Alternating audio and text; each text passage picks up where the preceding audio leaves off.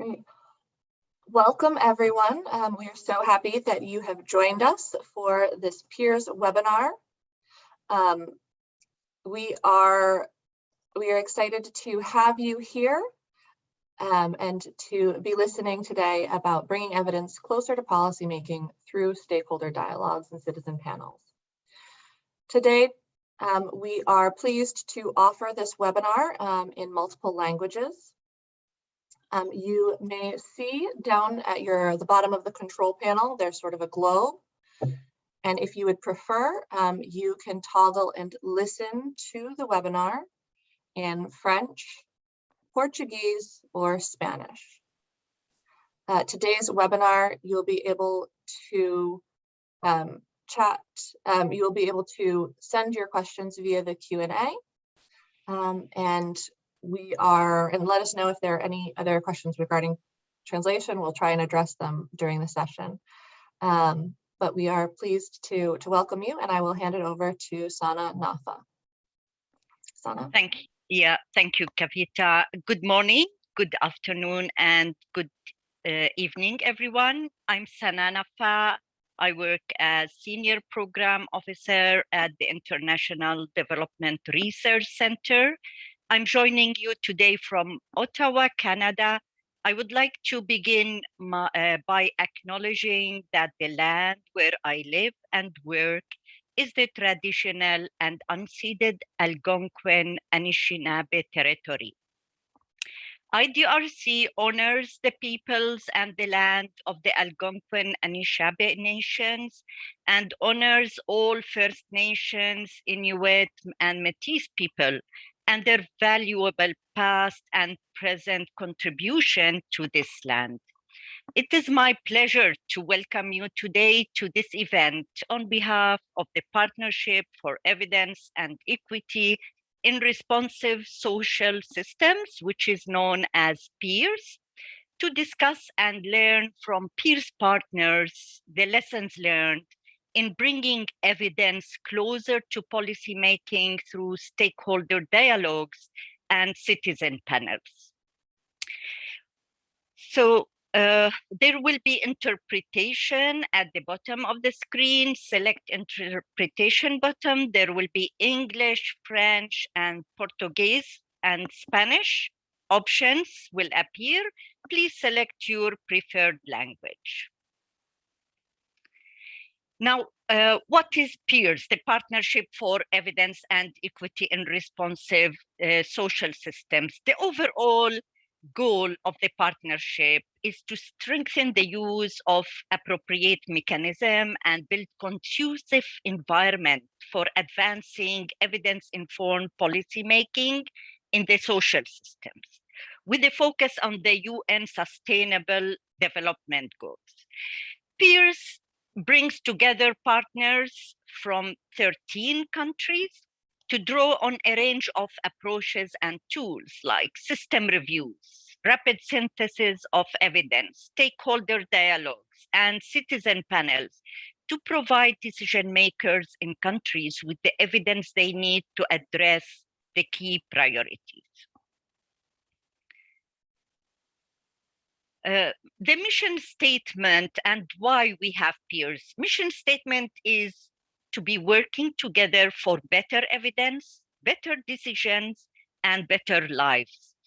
The problem, why we needed PEERSS, why we have this partnership.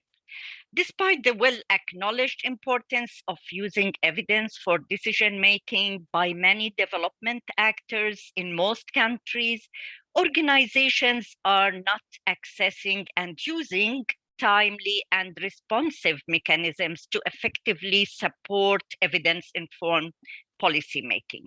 The overall objective is to build the conducive environment and systems of evidence-informing policymaking and use the appropriate mechanisms for evidence-informed policymaking about the social systems generally and the sustainable development goals in particular. Now, how we do this? PEERSS partners in countries use a number of strategies and approaches to achieve these goals. For example, they pilot and refine mechanism adapted from the health system to apply it into the social systems. They strengthen the targeted organization, the institutional capacity to support evidence-informed policymaking, and the PEERSS partners and the partnership partners are joining the country-level ecosystem for policy supporting organizations in these 13 countries, develop a global and a regional and a national community of practice to support the ongoing structure, lessons, drawings around evidence informing policy making, and to strengthen the knowledge translation and ensure that the lessons learned from this partnership is around evidence informing policymaking in the social systems and disseminate widely these lessons. So it comes from a country level to a regional level to a global level. And the program is jointly and equally funded by IDRC and William and Flora Hewlett Foundation. It was around 8.7 million over the last 5 years. It started in 2018 and will end in 2023.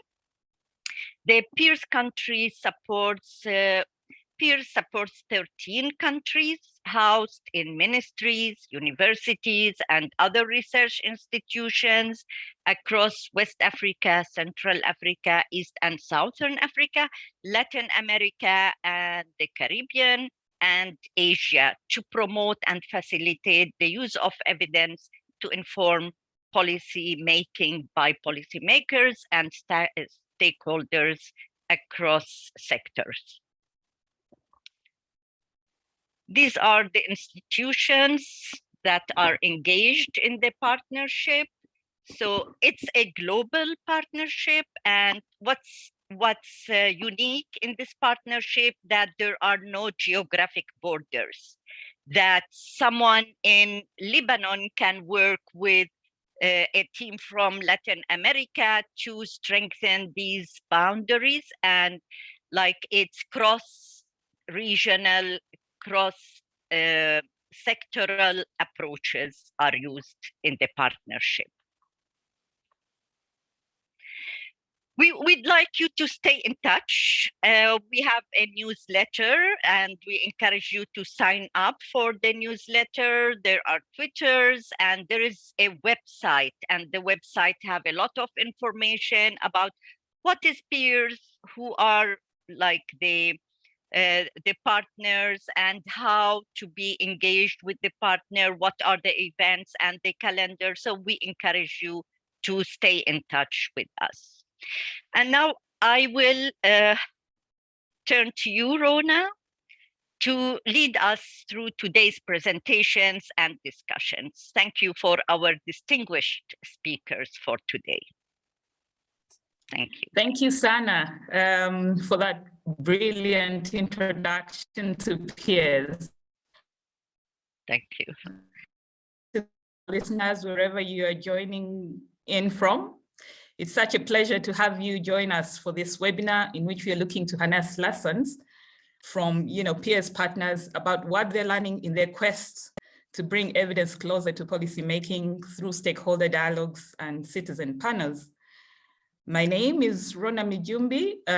I'm a senior lecturer of public policy at the Liverpool School of Tropical Medicine and a co-director at the Center for Rapid Evidence Synthesis at Makerere University in Uganda. I'll be your moderator today, and that only means that I ensure we get the most out of our fantastic panelists and from you, our audience.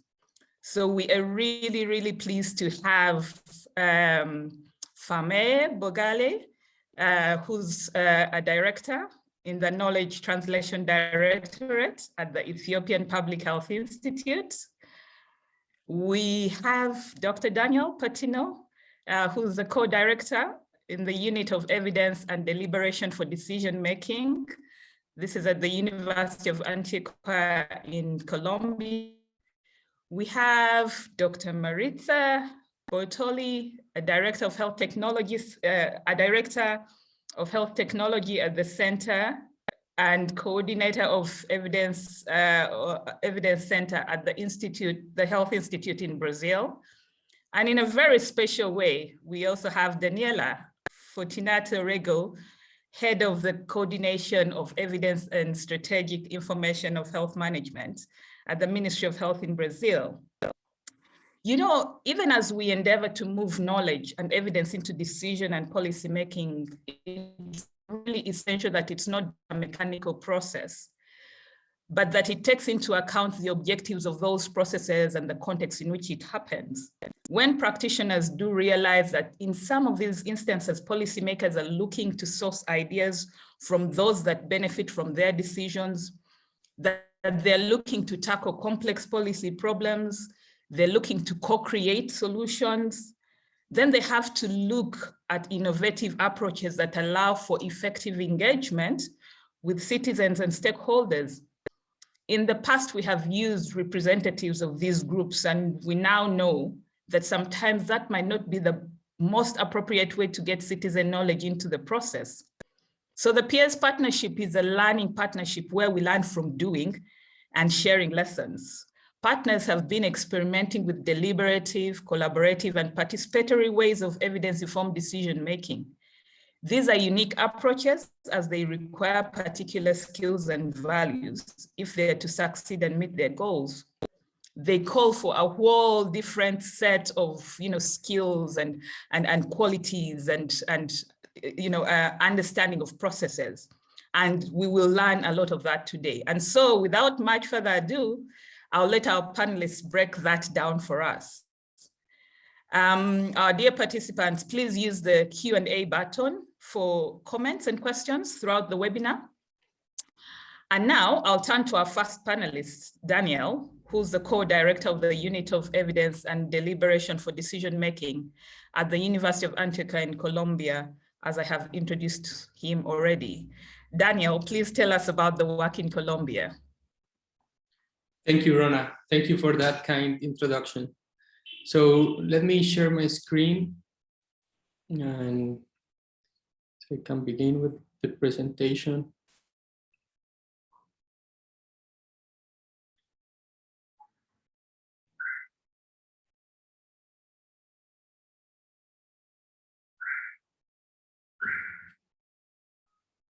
Can you see my screen, Rhona? Can you confirm that you can see my screen? Yes, Daniel, we can see it very well.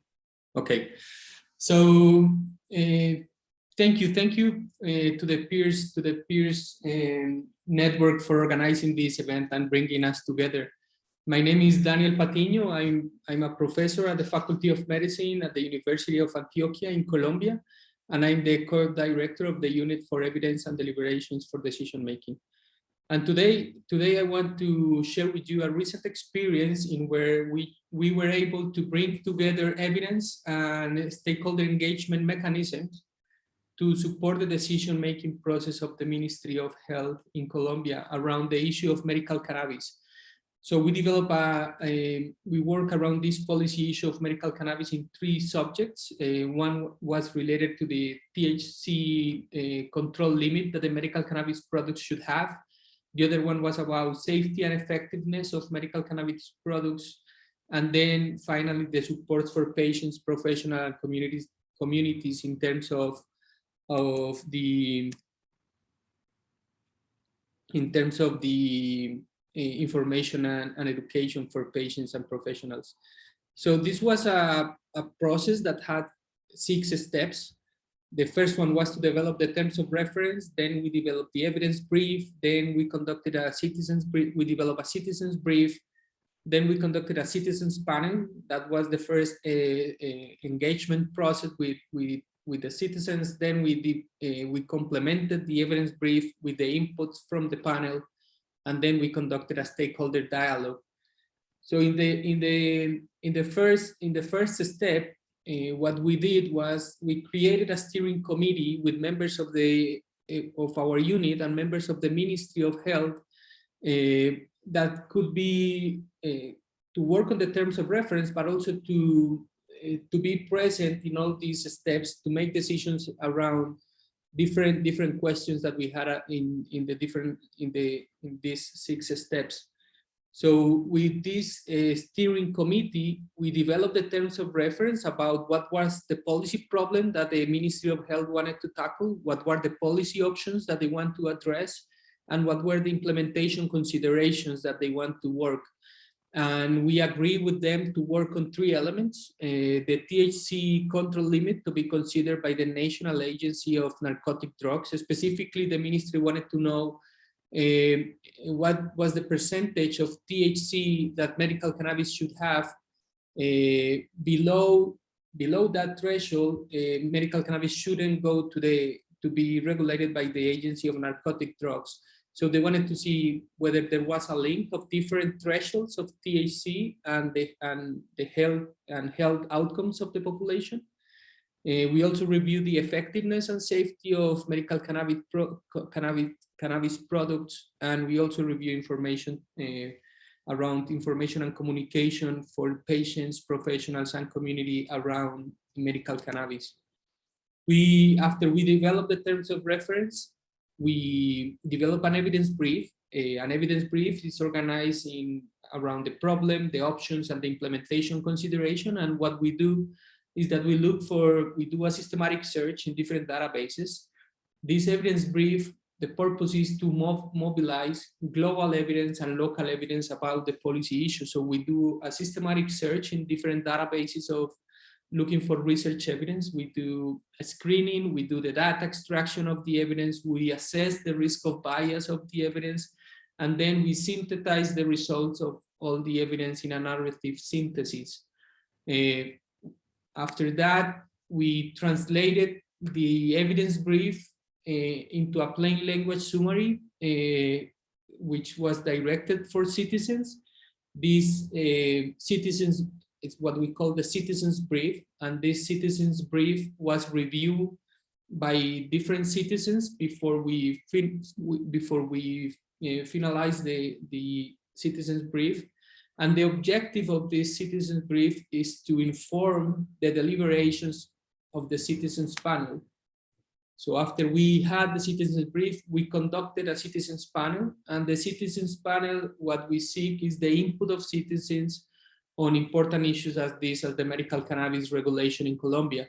It was a virtual panel it was 4 hours from 8 a.m. to 12 p.m. And the panel brought together 9 participants from different cities in Colombia. It was a low participation. Ideally, these panels should have around 14 to 16 people. And in this citizens panel, participants and citizens discuss their ideas and experiences regarding the issue.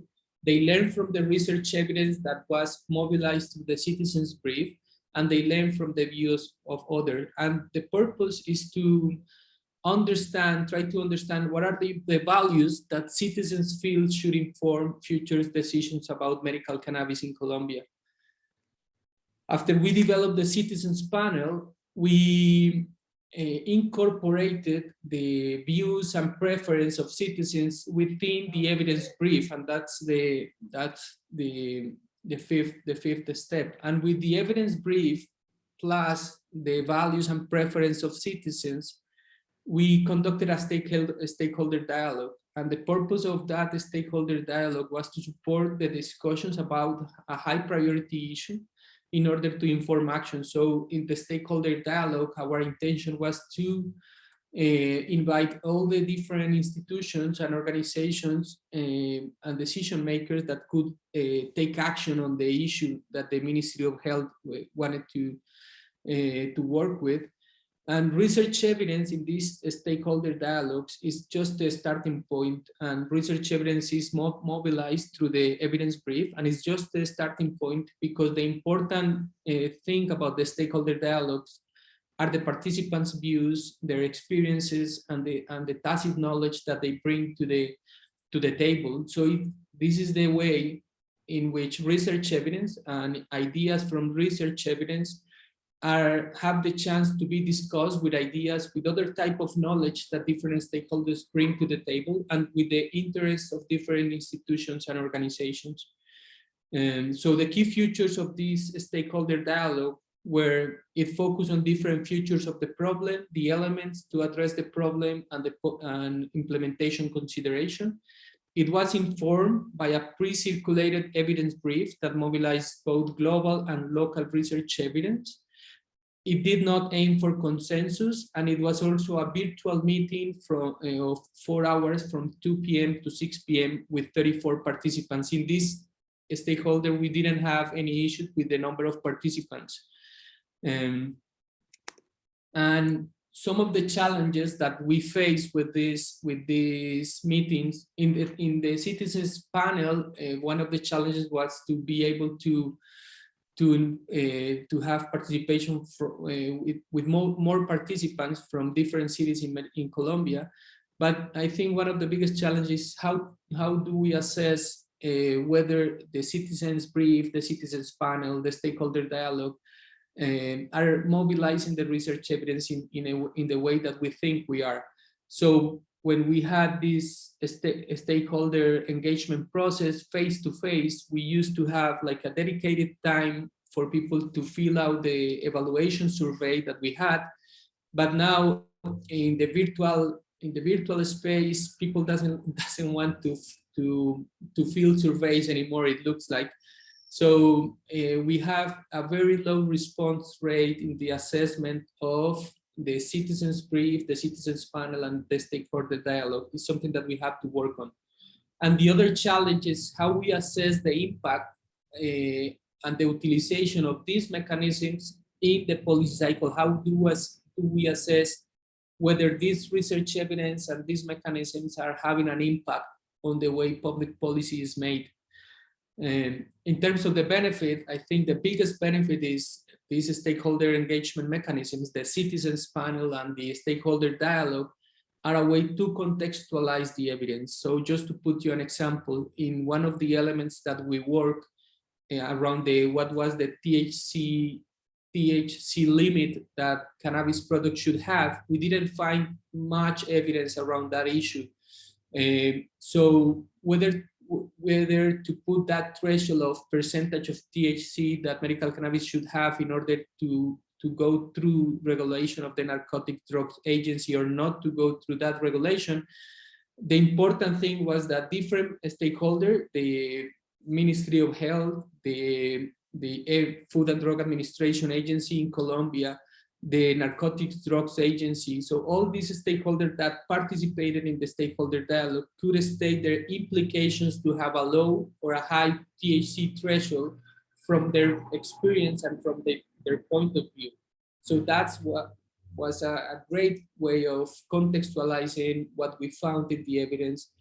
And it was, we think, very helpful for the decision makers to inform the decision that they had to do. So that was all that I had to present to you today. So thank you very much for joining us and for listening. And so we now will turn to Firmaye. She's the director in the Knowledge Translation Department at the Ethiopian Public Health Institute. So I'm gonna stop to share my screen to give room to Firmaye. Thank you very much. Thank you, Daniel, for that introduction. I hope you can hear me. Yes, we can hear you. We can hear you, Firmaye. Okay, thank you. Can everybody see my screen too? Yep. Okay, great. So hi, hello everyone. Thank you for having us and thank you for the team's partnership for preparing this platform. So I'm from the Ethiopian PEERSS team that is based at the Ethiopian Public Health Institute, specifically the Knowledge Translation Directorate, and I'm also directing this directorate currently. So I'll be briefly talking about bringing evidence closer to policy making through stakeholder dialogue, especially in the Ethiopian case. So whenever talking about evidence-informed decision-making, it is really important to talk about the concept of stakeholder engagement. So whenever we say stakeholder engagement, it's important to understand or think about the bidirectional relationship rather than just researchers going to stakeholders and talking to the stakeholders and the decision makers. And it's really key to involve our stakeholders starting from the prioritization stage and the selection of the concepts or the problem that we are planning to tackle up until conducting and using and implementing the research or the evidence that we're presenting. So whenever engaging stakeholders, there are various approaches and methods that we can use in order to engage them.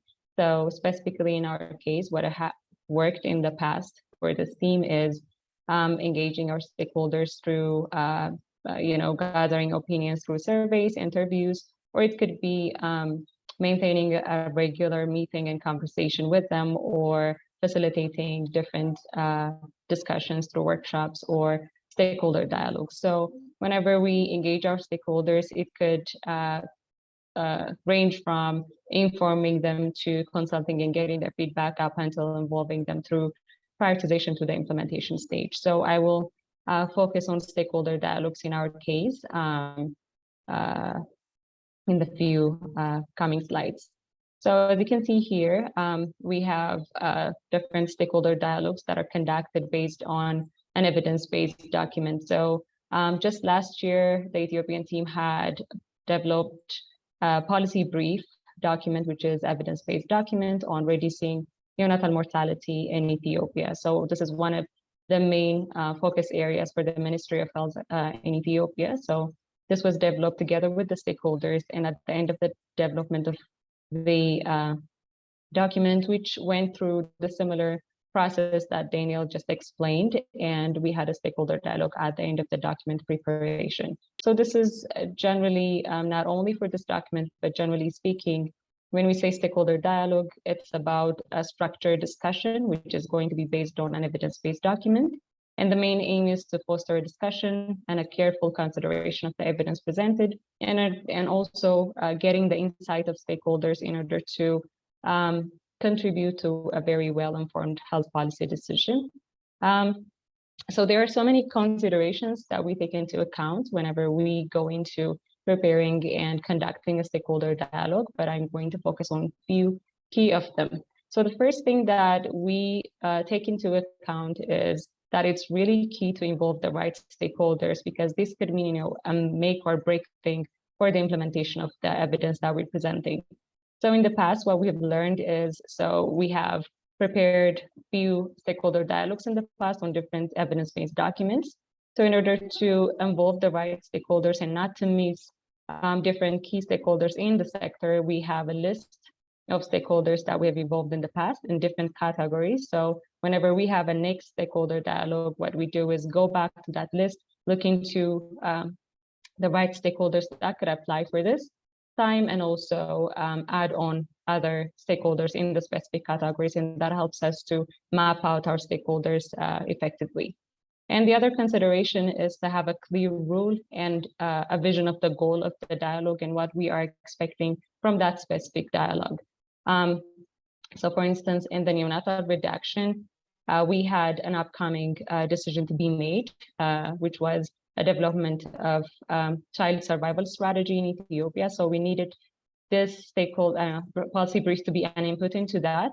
So we had a clear vision of the dialogue and how we had to do it. So this is actually supported by the next consideration of selecting a facilitator with a very good dialogue skills. So in our case, this could be different in different areas, but what we have learned is that it is mostly beneficial to select a facilitator that has a very who is a very well experienced in facilitating dialogues, rather than having a content expert who is not that familiar with the facilitation, because this will ultimately help us to set the rules and also gather and follow through the dialogues to get the right output from the dialogues that we are conducting.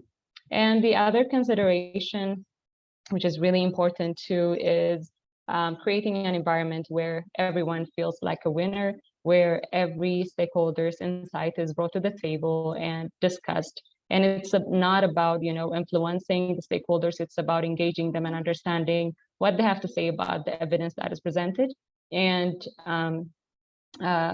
allowing equal opportunity for that insight to be included and contextualized, and help to contextualize the output at the end of the day. And finally, it's really important to understand that this stakeholder dialogue is not a one-day activity. It's not about the single day that we conduct the stakeholder dialogue. It's about a process. It has, it needs a careful pre-planning and a follow-through, and also after the dialogue, it needs a follow-up with all the considerations that I have just mentioned here.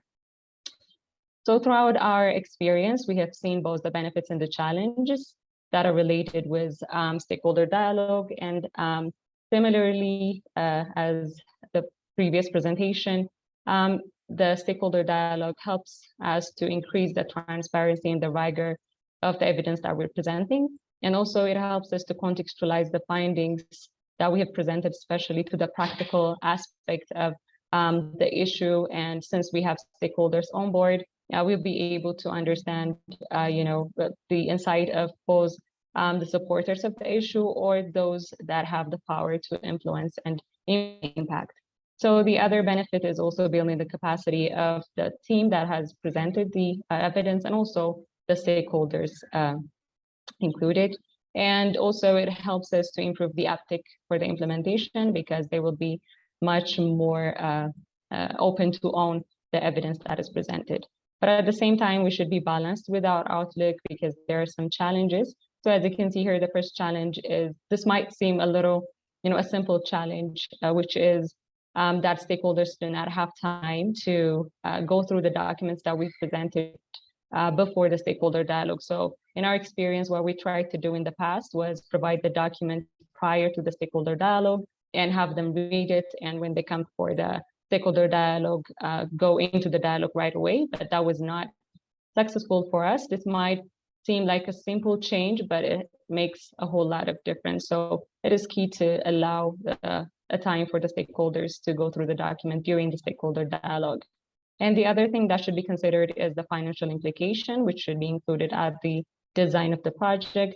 And one of the other challenges, which I've also seen previously on the presentation, is assessing and following up the utilization of the evidence that we've presented.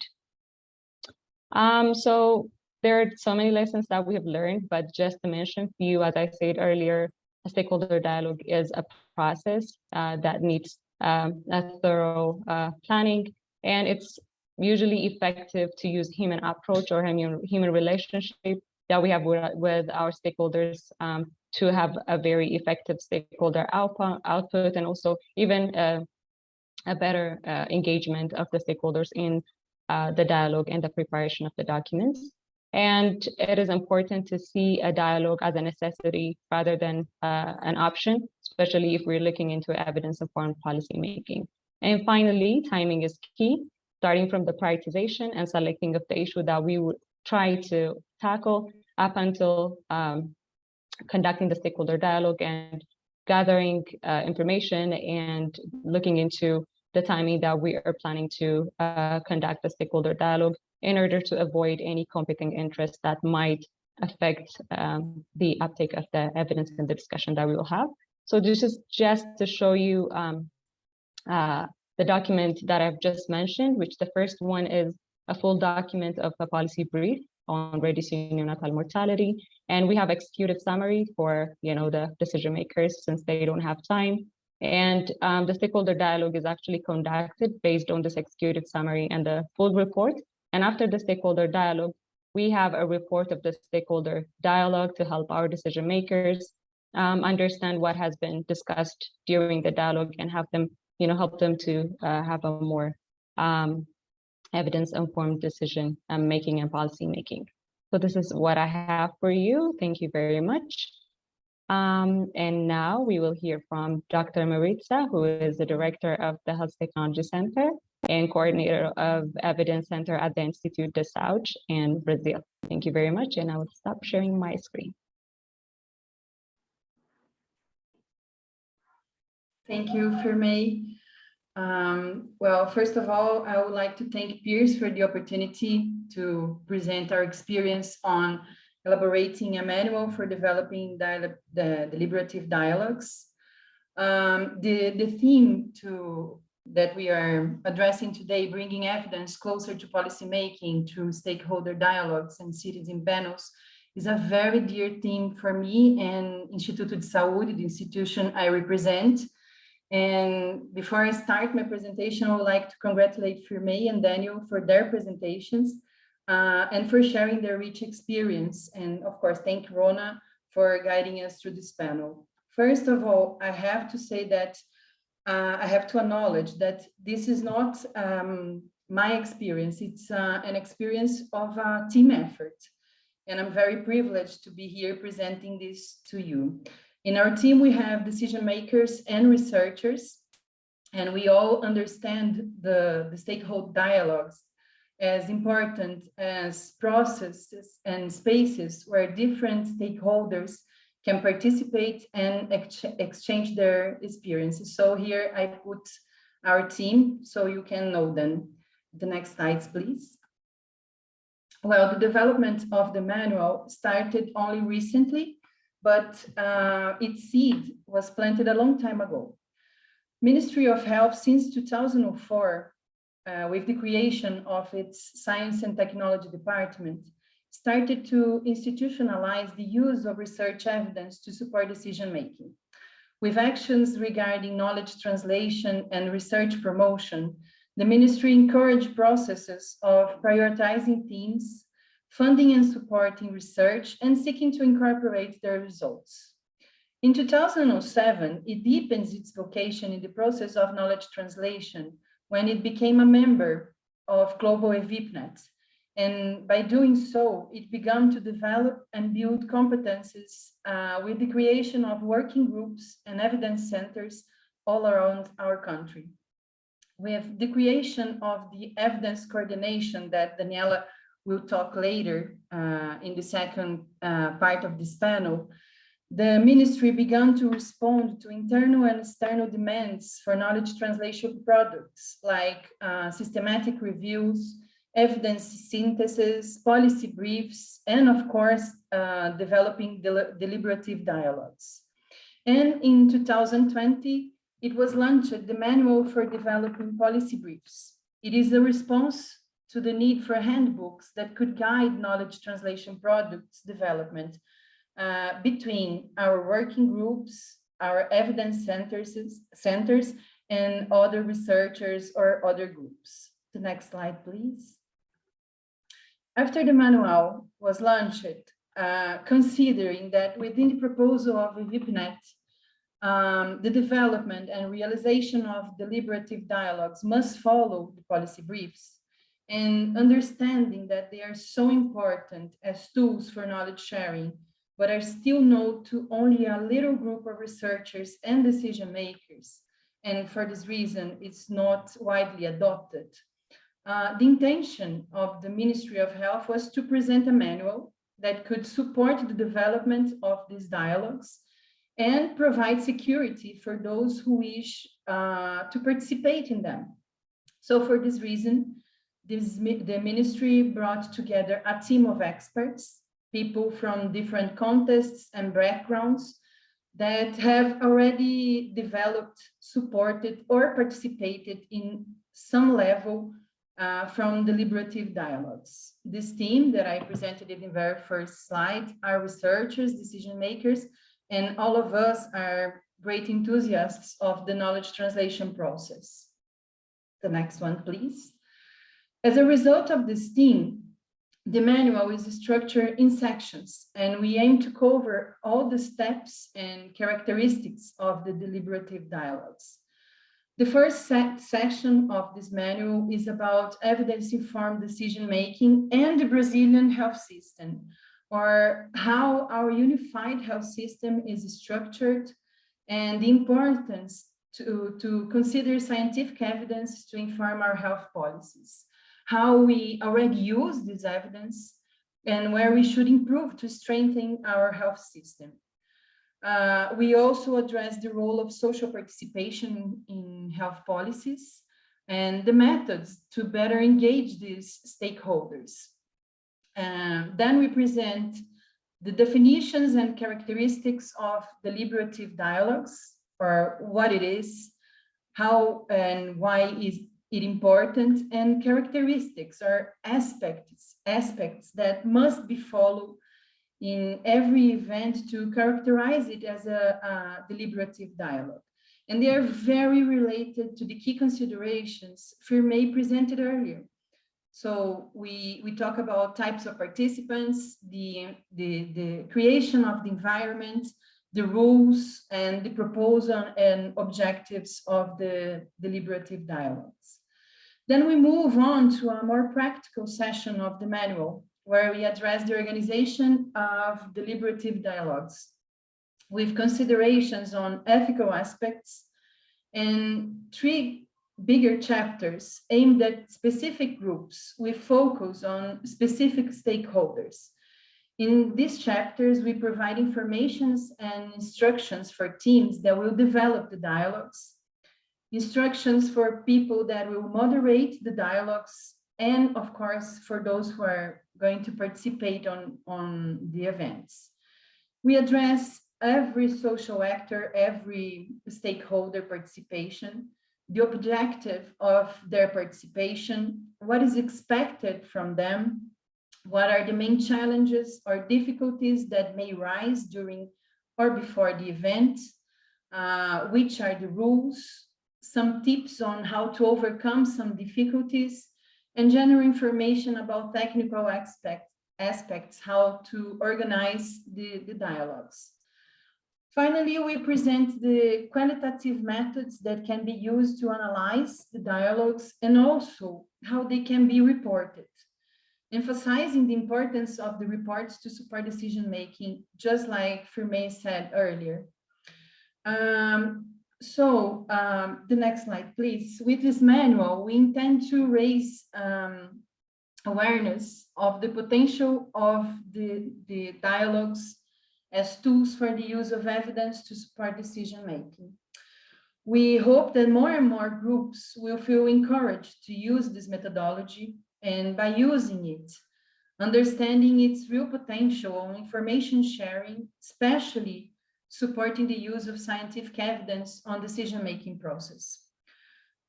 For those with less experience in the methodology, we hope that the manual can help them in planning and development of all stages of the meetings. And regarding participants, we hope that they can feel better prepared and secure to participate. In the next one, please. This is what I have to share with you. This is my information sharing about the development of our manual. It's not launched yet, but we hope it's very soon available. I left my email address. Feel free to contact if you have any doubts.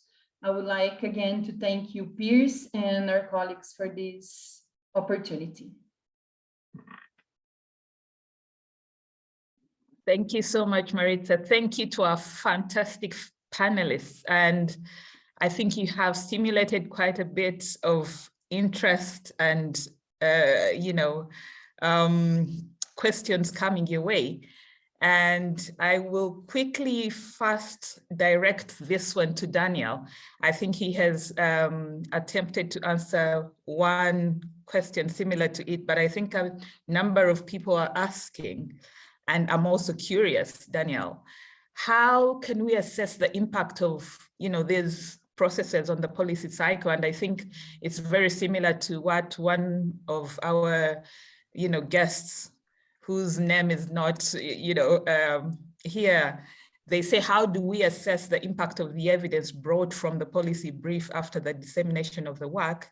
And Laura from Brazil would also love to hear, from the panelists, but I'll direct this to you, Daniel. How do you usually follow up with dialogue participants regarding, being transparent about their contributions, being included in the brief or not, and how after the dialogue, participants might have engaged with the policy options in their own? generally, what is it that we can measure after these processes and say this is working or something is not working? Hi, Rhona, can you hear me? Yes, Daniel, we can. Okay. So thank you, Rhona, and thank you, Laura and Edward, and the participants who posed this question. So in terms of follow-up, what we usually do after the stakeholder dialogues, we do, as Firmaye was stating, what we do is a summary of the stakeholder dialogue, which is another document, and we share that document with the different participants, with the participants of the policy dialogue, and we also share that document through our different network or different communication channels that we have. But something that we are starting to develop and to start doing is to try to assess the impact of all this work.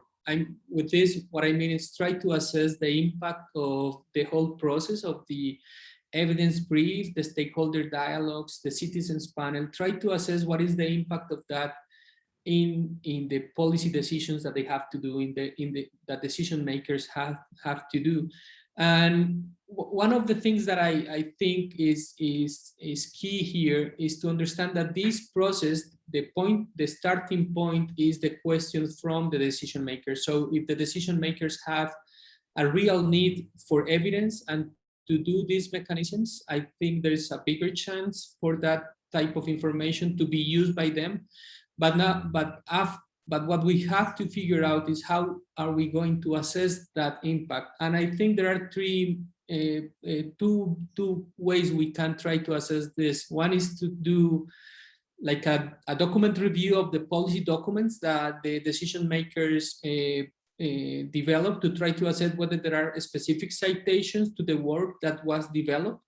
And the second one is to do qualitative work, to do interviews with the policymakers and with the participants of the stakeholder dialogues, to do follow-up interviews after the stakeholder dialogue, to try to assess whether this research evidence was used instrumentally, which we mean if the research evidence was used in a specific and direct way to solve a particular problem, or whether the research evidence was used more conceptually, which is with that we mean is not used specifically to address a problem, is a more indirect form of enlightenment. For instance, when research evidence provides ideas that affect the way policymakers think about a problem.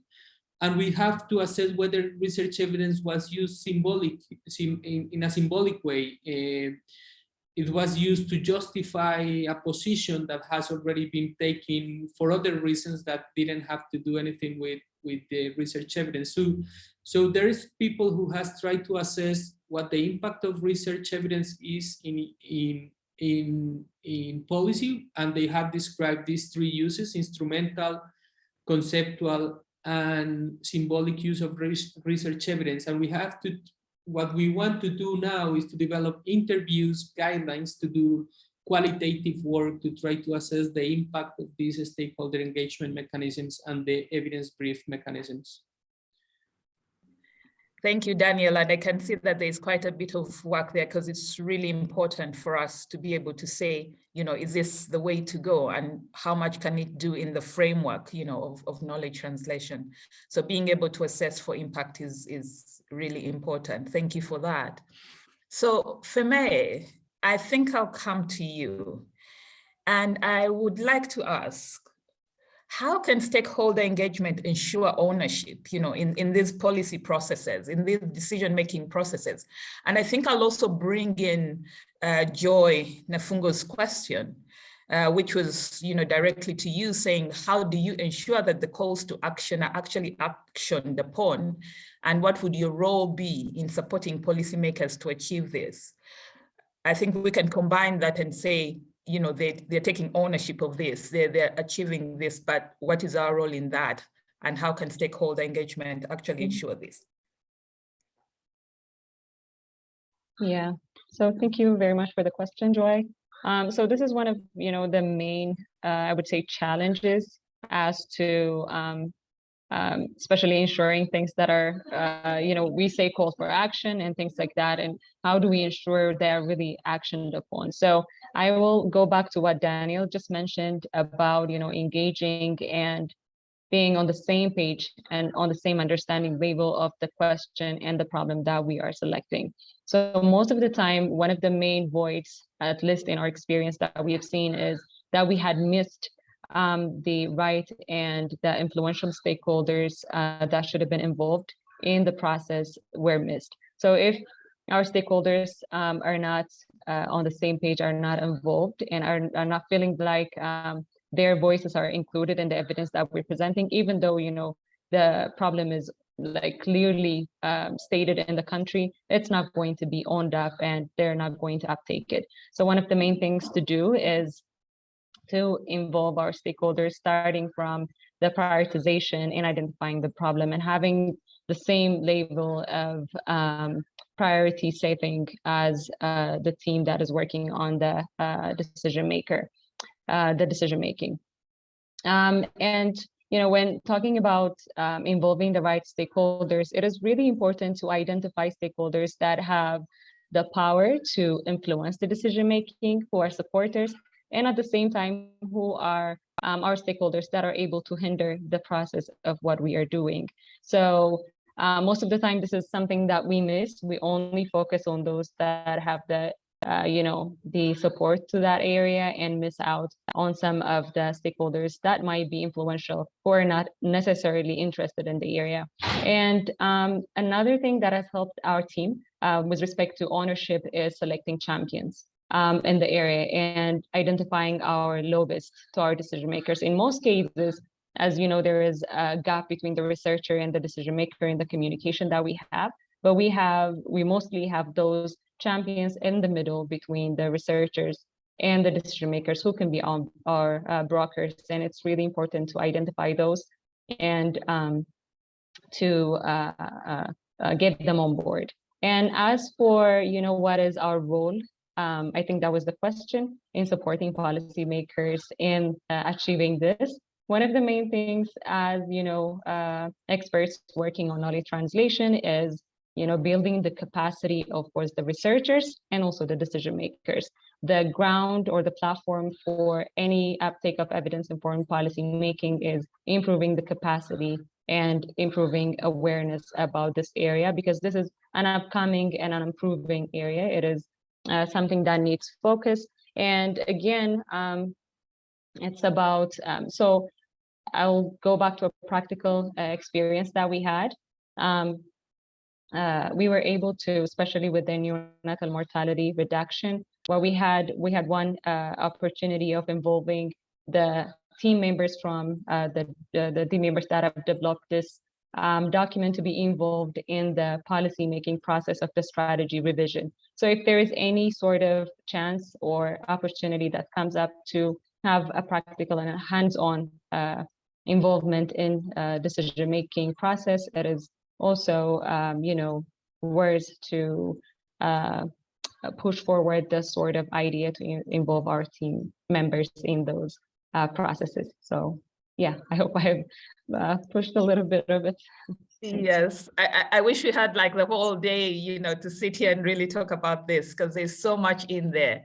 And I think you're hinting on a few things that Lucy, was also asking, what kind of criteria do we use to select people who come to these sorts of meetings, to select citizens? You spoke about the ones who come to the policy dialogues, but I think also talking about being able to bring the right citizens, fairness and representativeness, is in a question that Lucy is asking. But I will quickly turn to Maritsa, and I'll encourage my panelists to go into, the Q&A section and try to, type in a few answers where you can, because we might not be able to tackle each one of them in discussion. But Maritsa, I would like to come to you before my exciting, session with Daniela. Considering the different stakeholders, how is the manual actually prepared for these differences? And I hope you'll be able to provide a link. Somebody has asked for the link to be able to take a look at this manual and probably make use of it. And I'll also bring in Nazreen's question. Hello, Nazreen, good to see you here. She says, in a world where decolonizing approaches to evidence to policy and evidence-informed decision-making is becoming increasingly important, could you kindly share whether the manual is influenced primarily by Western or high-income, country approaches to deliberative dialogues, or whether the manual is proposing context-specific, in this case, I'll add mine, context-sensitive, processes that are relevant. For example, Brazil versus Bangladesh, for example, where power dynamics and hierarchies might be different. This is something that Nazreen is curious about. Yeah, thank you for the question, Nazreen. I've already answered you, but I think it's nice if we talk about this here. And thank you, Rhona. Well, first, to answer your question, the manual, the three main chapters that are focused on the stakeholders, they have more accessible language, and they are written in a different language. We try to be less academic. We try to be more direct and to give people information that they really need. So we have topics like what is expected from me, what do I have to do before I participate on a stakeholder dialogue, how do I have what can I do when I have some difficulties? What do I have to do when I'm in a dialogue? So we tried to be very practical and very direct to guide people and let them feel more safe and encouraged to participate.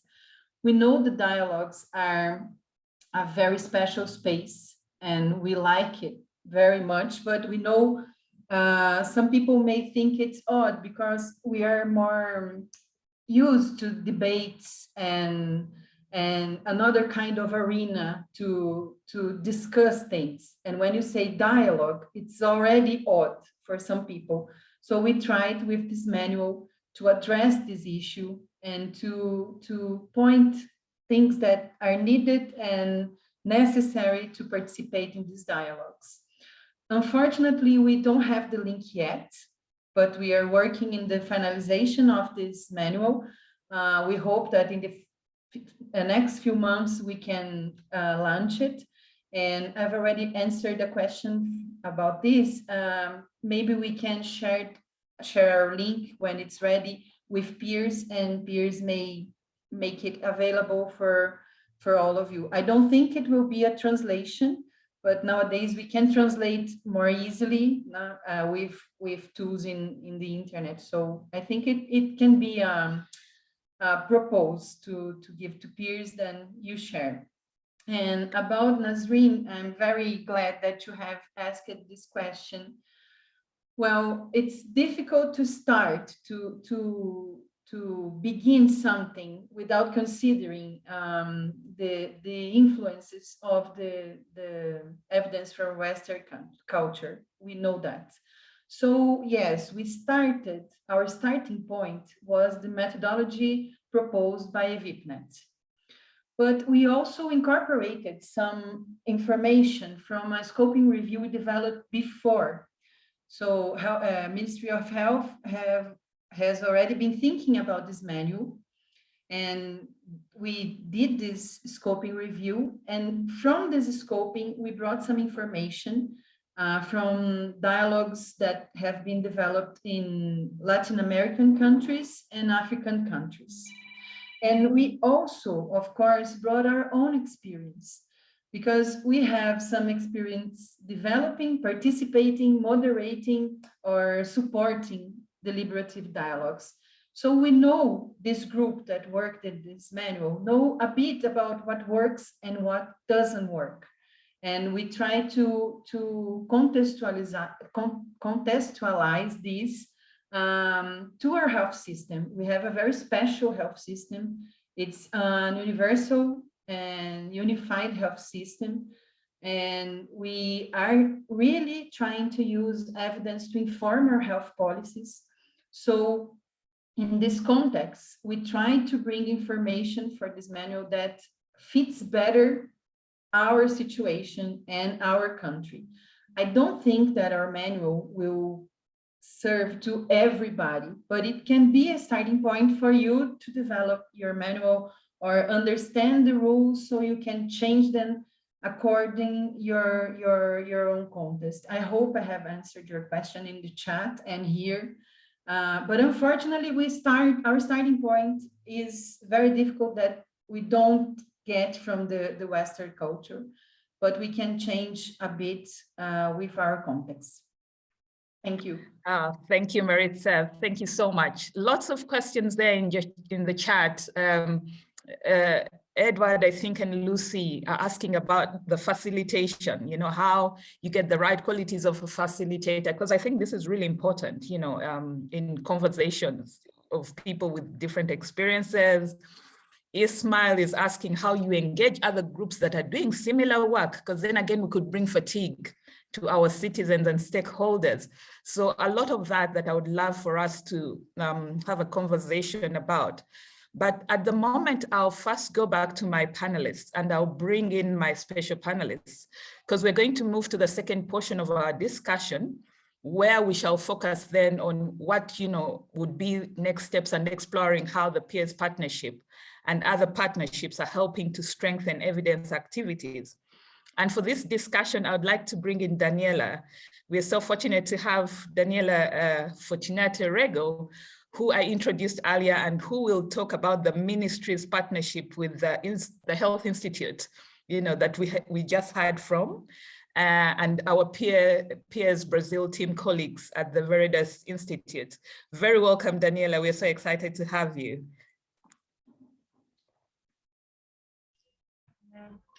Hi, Rhona, thank you.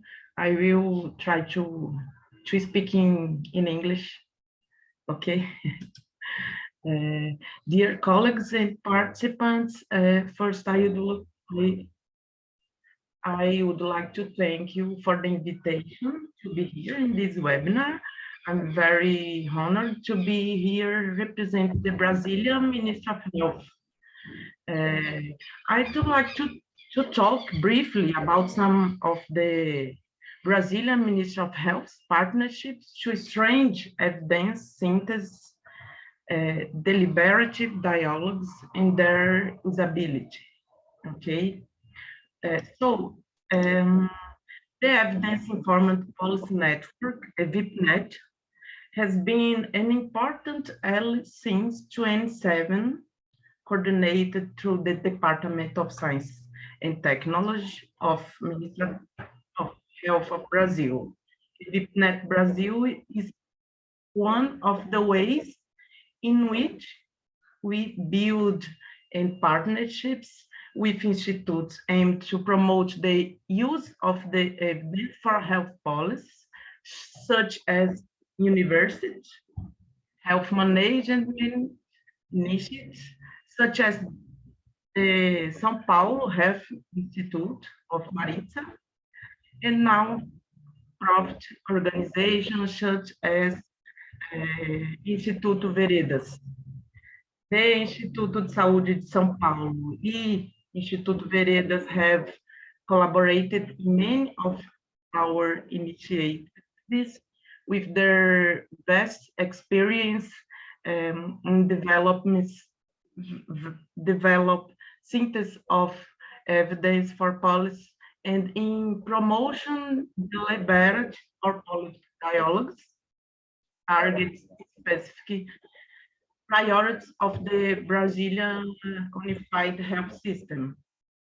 So these partnerships have allowed us to develop evidence synthesis for policy dialogues, educational strategies such as postgraduate course in evidence-informed policies, and short course aimed at develop A2P skills, outreach activities, webinars, conferences, launch of EVIPNet Brazil, summaries in plain language, infographics, news, okay, and products to standards methods on a evidence-informed policy. As current challenge, we aim to focus not only on producing evidence synthesis, but also on to establish research priorities for the Ministry of Health of Brazil, to strengthen the EVIPNet Brazil network and their relationship with different organizations that work with us to promote the use of the evidence in decision-making. We believe that partnerships are the key to success, and we value the connection we have with international initiatives such as EVIPNet Americas, World Health Organization, McMath, University, and other important players in the field. By the way, congratulate the PEERSS initiative, which is a great opportunity for us to establish partnership and exchange experience effectively. Finally, our partners at the Instituto Saúde represented here by our colleague Maritsa, collaborate with our team in the development in two guidelines, one guide the elaboration of synthesis for policy, and the other guide the conduct of deliberate dialogues. As mentioned by Maritsa, the deliberate dialogue guideline is under publication. The purpose of both guidelines is their standardized institutional implementation and use. All these partnerships are contribution to the strengthening of our evidence ecosystem and expanding its reach. So, thank you for your attention. Sorry for my English. Thank you so much, Daniela, because this is so important for us to hear from, the users. We might be putting in so much effort and it actually means nothing. And I think, part of what you have been saying also answers what Veronica was asking, being able to build the trust and having that fluent communication between the stakeholders and the researchers. And I'll now come back again, to the panelists and just ask, in a few minutes. One, many of us are wondering or would love to know more about the model that's being used to develop, the community. I think I forget who asked this, but hopefully an answer has come through. But I think just understanding how PEERSS has given a platform for this to happen, how the PEERSS partnership has enabled you to achieve your key accomplishments. We are here talking about the work that you've done and thinking that you've done a very good job. How has the PEERSS partnership actually enabled you to be able to, achieve these key accomplishments? And I'll start with you, Daniel. Gents first this time. Okay, Rhona. So no, this PEERSS initiative, the way it was built, it was fantastic for our team. It actually was the initiative that allowed us to build our unit. It was this PEERSS initiative. We've been on the map. We started working on this in 2019 after we started participating in this PEERSS initiative. So it gave us the funds to do this work, and it gave us the flexibility to focus on different issues. So this is very important because the funds go not to work on a specific issue, it's just to think about how to mobilize evidence to support decision making in any sector. At the beginning, it was sectors different than the health sector, but then we we had the pandemic and COVID, and we have to focus all the efforts on COVID. But we were able to work with the with the Ministry of Education, with different sectors, and try to mobilize research evidence to inform decisions. So the flexibility of the PEERSS partnership gave us that. And the other huge thing is the possibility to learn from countries and from country teams that are already doing great work. Lebanon, South Africa, the UK, the UCLA, Brazil. And as you see, Brazil has a huge network of people working together with decision makers and researchers. So flexibility, funds, and the chance to learn from other teams is what the PEERSS network is all about. Thank you so much, Daniel. And I like what Daniela, said just before you, that this provided them, or continues to provide, an opportunity to establish, a partnership between themselves at the ministry and the institute that's helping them with this work. And I think, that's one thing that PEERSS is doing very well as well. And I will come to Firmaye and Maritsa. And Maritsa, I think, alongside Daniela, what you guys see, what does the future of your work in the area of stakeholder dialogue and citizen panels look like? From what we have learned, how are you building on the lessons that you have shared going forward? So I'll start with you, Firmaye, and then I'll come to Maritsa and Daniela.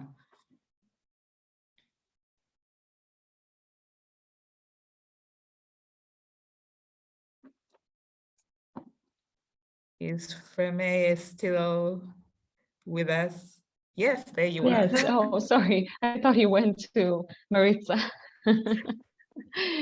So, yeah, I mean, it's, almost similar with what Daniel just explained, but the PEERSS partnership has actually, even though our team was established before the presence of PEERSS partnership, this partnership has actually helped us to build our capacity. For those of you who might not know, this partnership has 13 organizations and countries that are involved in it, which comes with a wide range of experts. So we were able to communicate with this amazing experts, and we were able to bridge the capacity gap that we had and build our capacity. And it has made us able to be more influential in the evidence-informed policymaking area, especially in the health sector.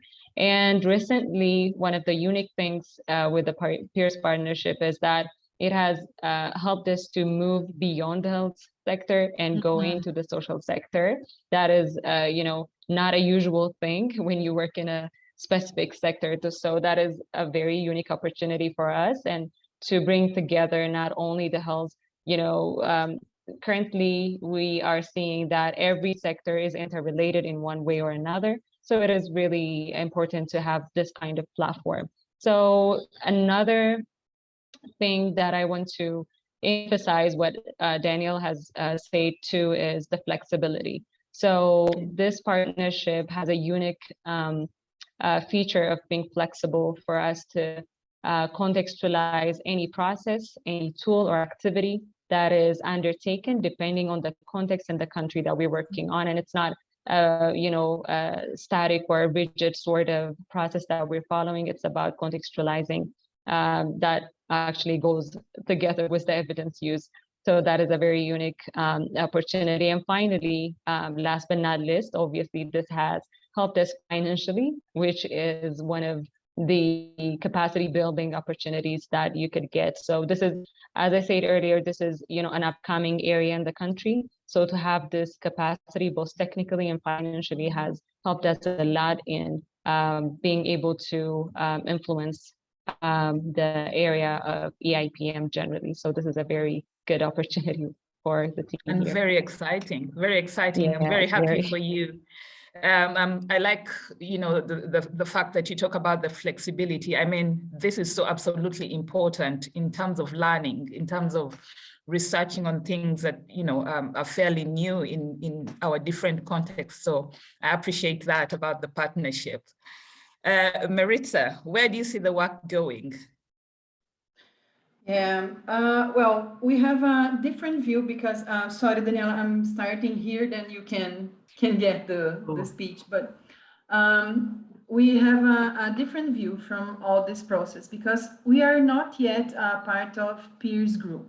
So we are developing our partnership through Instituto Veredas and through Laura Boeira. I know she's here because I saw her on chat or on the Q&A. So if you're here, Laura, thank you very much for the opportunity. You send us to an amazing group. We're very, very pleased to be here. And I think we have some road to walk in this partnership. I think we have a very good partnership with Laura and Instituto Veredas, and this will lead us to the platform PEERSS platform. I think we can learn together, we can share together, and for now I see some possibilities in maybe developing some projects that could look at the impact of these dialogues, and we have to see the impact of our manual if groups are starting to address deliberative dialogues and starting to develop and use this methodology. So I think we have a very long way ahead, but I agree with Firmaye that I see a lot of flexibility and I see a lot of possibilities, because it doesn't seem to me that it's a close partnership that we have to follow very rigid and established rules, but that we can really participate like we want our stakeholders to participate in our dialogues. I felt in this group that I had all all my necessities answered, and I could bring something new, and it wasn't closed when we started talking. So I'm very, very pleased to be here, and I'm anxious to continue this talk because I don't want to lose contact with you again. So Laura, you have to help us here because I'm thinking a lot of yes right now. So I thought a lot of things that we can build together. Oh, that's fantastic, Maritsa.